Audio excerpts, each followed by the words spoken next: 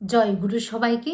পরমপিতা রাতুল শ্রীচরণে প্রণাম জানিয়ে আপনাদের প্রতি প্রত্যেককে রানন্দিত জয় গুরু জানিয়ে শুরু করছি আজকের ইষ্ট প্রসঙ্গ।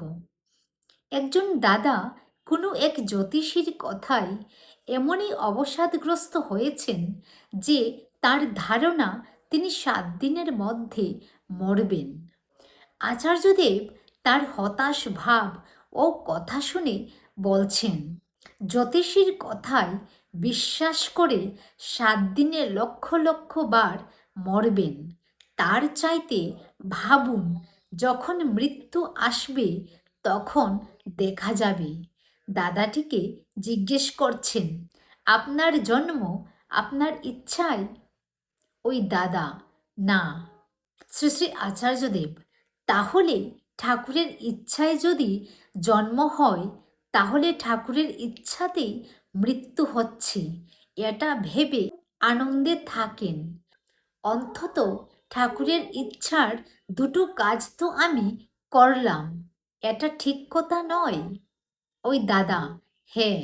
শ্রী শ্রী আচার্যদেব, তাহলে আপনি চিন্তা করছেন কেন?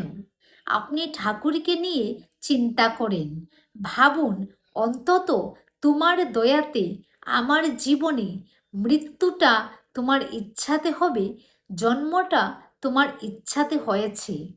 এটা কত বড় দয়া নয় আপনার উপরে? ওই দাদা, 100 বার। শ্রী শ্রী আচার্যদেব, তাহলে তার দয়া অনুভব করেন, তার কথা বলতে থাকেন, দুবেলা প্রার্থনা করেন? হ্যাঁ। কোথায়? ঘরে। মন্দিরে রোজ যাবেন, সেখানে গিয়ে দুবেলা প্রার্থনা করবেন, রোজ নাম ধ্যান করবেন, রোজ একটা লোককে হলেও ঠাকুরের কথা বলবেন।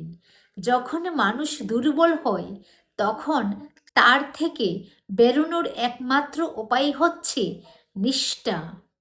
নিষ্ঠায় তীব্রতা হয়, তীব্রভাবে ভেবে ফেলে, তখন সব রকম দুর্বলতা থেকে মুক্ত হয়। জয় গুরু।